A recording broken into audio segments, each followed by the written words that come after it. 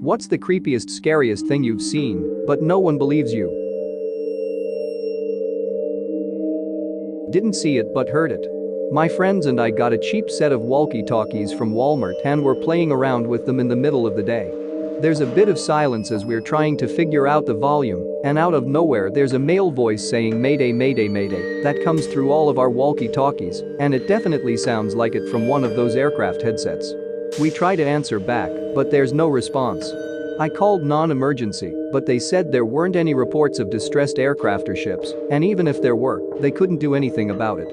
Alternatively, a couple months later I saw a plane with an engine on fire go over my campus, but apparently no one else did. Growing up, I had a friend named Adam. He was never able to come out dying the day, only right before all of us kids had to go home for the evening. Adam lived a few houses over, in a house with an overgrown yard. I met his parents once.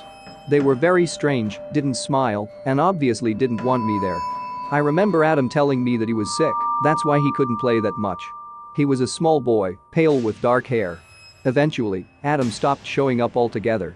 And I eventually moved on, though I do remember going to his house a couple times to see if he could come play, and his dad just gave me this look before closing the door in my face. Later in life, I asked my sister if she remembered him. She doesn't, and according to my parents that house was empty the entire time we lived there. I don't know who Adam was, I don't know why I so vividly remember him and his parents.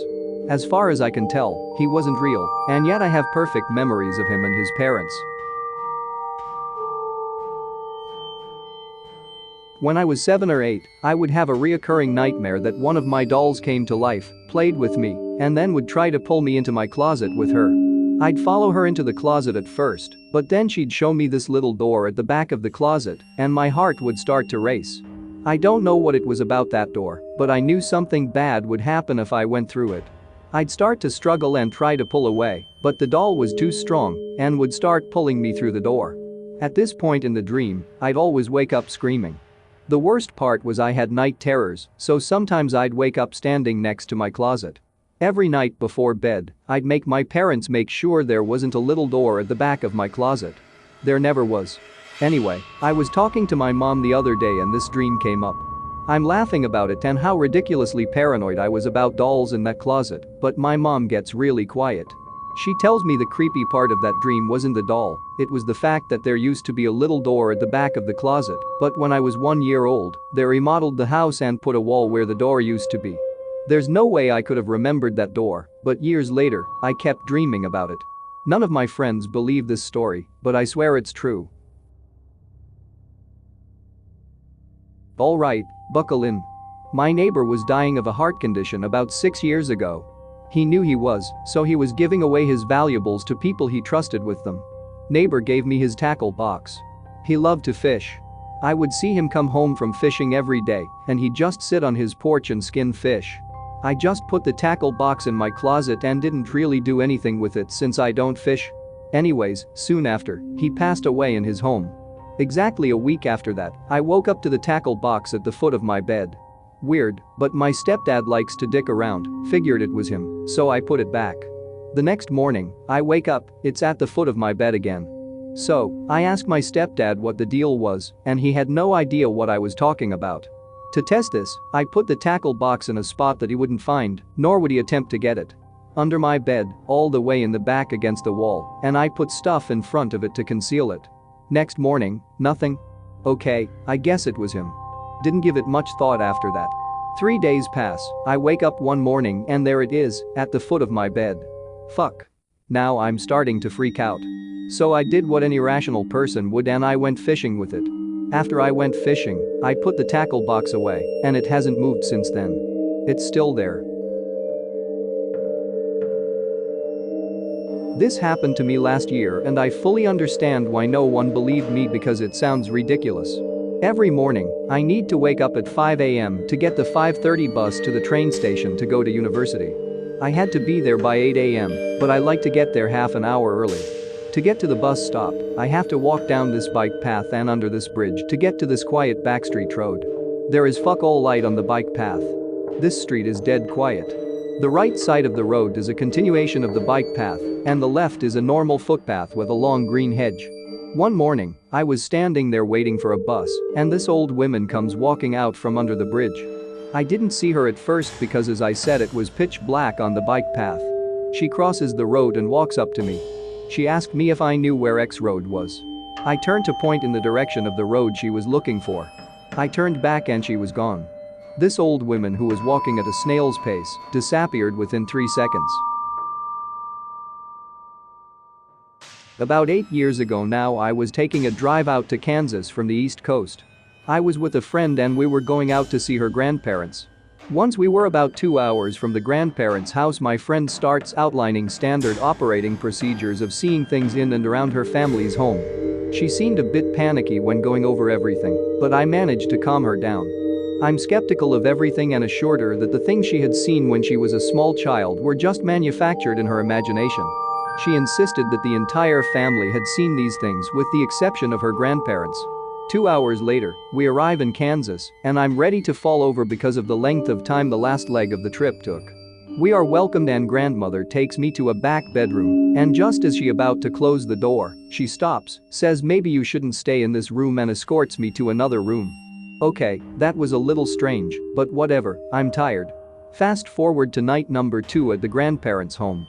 It's around 11 p.m., and my friend is crashed out on the couch watching TV. I'm in an adjacent bedroom from which I can see her laying on the couch. I nod off for the night and wake up to an old gray man that bared a resemblance to the grandfather, but was not the grandfather, standing with his back to me in the doorway looking at my friend sleeping on the couch. I decided I was going to get up and confront the old gray man, and something slammed me back into the bed. I tried to get up several more times with the same result. Each time I was slammed back into the bed, a voice would repeat, "Put a seal on the door." Finally, I snapped to it's 3 a.m., and everything was normal. I must have been sleeping. It was a dream. No old gray man, and my friend was fast asleep. So I start pacing around the room trying to decide how I feel about what had just happened. I glance over to my friend, her eyes are open, and she says, "You seen it?" I say, "Get in the car, I can't be here right now." We spend the next 4 hours sitting in a Walmart parking lot, talking about the history of her experiences in that house and comparing to my own. Okay, my nerves are not on fire anymore, and we are heading back to the grandparents' home. We arrive and they are waiting for us inside. I tell them exactly what happened to me and I get, "Yeah, that's strange. We usually do seal our doors with a prayer at night, but with all the excitement we just must have forgotten. All the children have mentioned stories of things, but we have never seen them. We are sorry you had to go through that." I'm really not sure what I seen or experienced that night, but when I tell people they get that look of skepticism. It's obvious they don't believe me. My conclusion is that the experience was indistinguishable from reality in the moment. I don't know what that means, but it changed the way I look at things. This makes me sound fucking crazy, but anyways. It was a warm summer morning back when I was a kid. I was standing in our hallway, putting on my shoes, when I randomly peeked into our living room and saw a see-through male figure surrounded by rainbow-colored light standing right in the middle of the living room. He was reading a book and didn't seem to notice me. I thought it was weird, but I didn't feel scared or anything. It felt like the room was filled with a warm, loving energy, if that makes sense. I kinda just shrugged it off and went about my day, probably because I was too young to really understand what I'd seen. A few days later, when my mom tucked me into bed, she read me a bedtime story about a kid who meets an angel or something like that. Don't remember the story exactly, but what is interesting is the author's description of what that angel looked like. It was exactly the same as the strange rainbow man I had seen in our living room a couple of days before. It even said that angels will often visit humans surrounded by a strong, rainbow-colored lightning and manifest themselves while reading a book. I casually blurted out, "Oh, I've seen an angel then." And my mom was like, "You have? That's great." And we didn't talk more about that for a while, until one day where I randomly asked my mom if I could see a picture of my granddad who died unexpectedly while my mom was pregnant with me. She found an old family album and we looked through pictures of my parents' wedding that happened exactly 1 year before I was born. There was a picture of 3 or 4 people sitting together, laughing and having a great time at the party. I immediately pointed out the guy who sat in the middle and said, "How funny. He looks just like the angel I saw." And my mom's face turned white as a ghost. She was just about to tell me that this was indeed my deceased grandfather who I never got to meet. I'm very convinced it was him visiting me. I spent one summer in high school living with my aunt and uncle and keeping their 7-year-old daughter for them during the day while they worked. I was up late one night watching TV in the living room. The living room was right off of the kitchen, separated only by an L-shaped bar. I saw my cousin, out of the corner of my eye, walk down the hallway from her room into the kitchen. It was way past her bedtime, so I told her she needed to go back to bed. When I didn't hear her answer, I got up and walked around the bar and into the kitchen. There was no one there. I checked under the bar to see if she was hiding from me, and there was no one there, and nowhere else she could have gone from the kitchen. I walked down the hallway to her room, and she was fast asleep, snoring, so there was no way it was her. It baffled me and freaked me out because if I didn't see my cousin, who was the little girl that walked into the kitchen? Several years later, I was talking to my aunt, and she nonchalantly brings up the ghost in her house. I laughed it off and she said, "No, I'm serious. We have a ghost. Your uncle and I both have seen her and heard her. We call her Giggles because we hear her giggling. We usually only see her in the hallway before she disappears."